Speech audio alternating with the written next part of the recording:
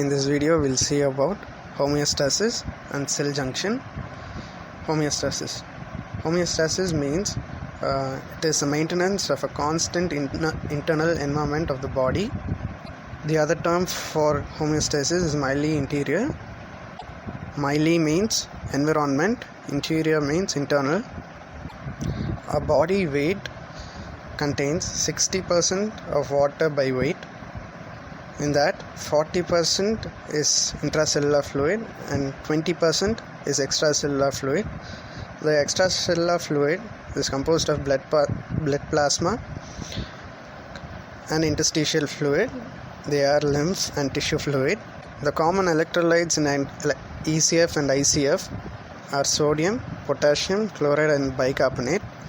In extracellular compartment, the predominating electrolytes are sodium and chloride. In ICF, only potassium is dominating. Now we'll see components of homeostatic system. The components, when there's deviation from normal, the sensor senses it and it will send the information to the control center, and it commands the effector to correct the deviation and brings back the body to normal. Mechanism of action of homeostatic system. It is achieved through feedback signals. There are two types of feedback signals: positive feedback and negative feedback. Now we'll see positive feedback. What do you mean by positive feedback? When a reaction occurs and there's an end product, and this end product will further enhance the reaction to occur until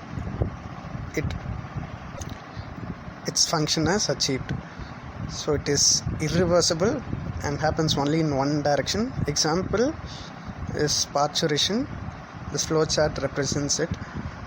When there is onset of labor, the brain stimulates the posterior pituitary to release oxytocin, which helps in uterine contraction, and the fetus enters into the cervix. There is cervical dilation, and the receptors are stimulated due to cervical dilation, and from the receptors the nerve impulses enter the brain and makes the hypothalamic neurons to secrete oxytocin and release oxytocin through posterior pituitary, and this reaction happens further and further in order to deliver the baby.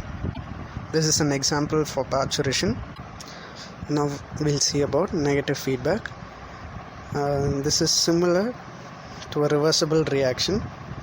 Like if there is more reactants, it will give products, and if there is more products, it will reverse the direction and it will produce more reactants to bring the system into equilibrium.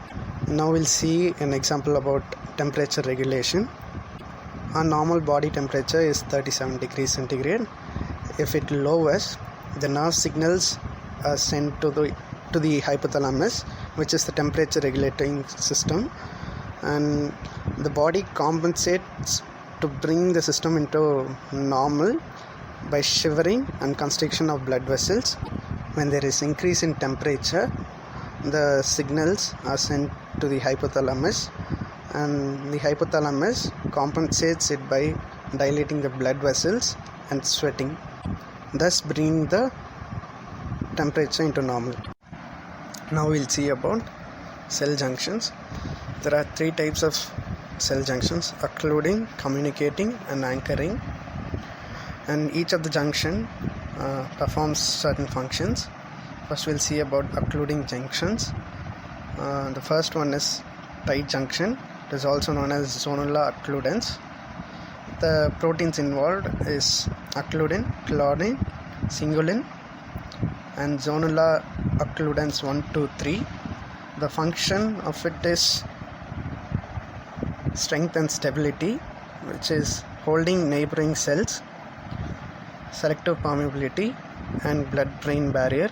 Example, choroidal plexus, which helps in synthesis of cerebrospinal fluid.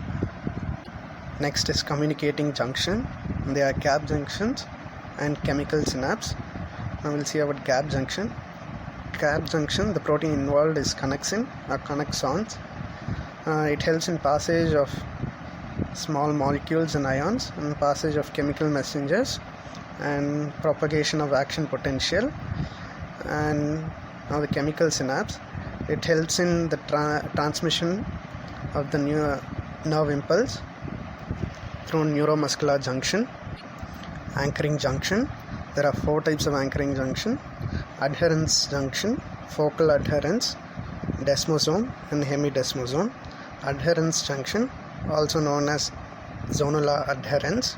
The protein involved is cadherin, and through actin filament there is cell to cell attachment. And focal adherence, the protein involved is integrin. Through actin filament there is cell to basal lamina and extracellular matrix attachment. And next is desmosome, also known as macular adherence.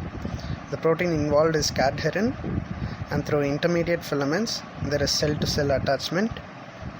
And finally hemidesmosome, the protein involved is integrin, and through intermediate filament there is cell to basal lamina and extracellular matrix attachment.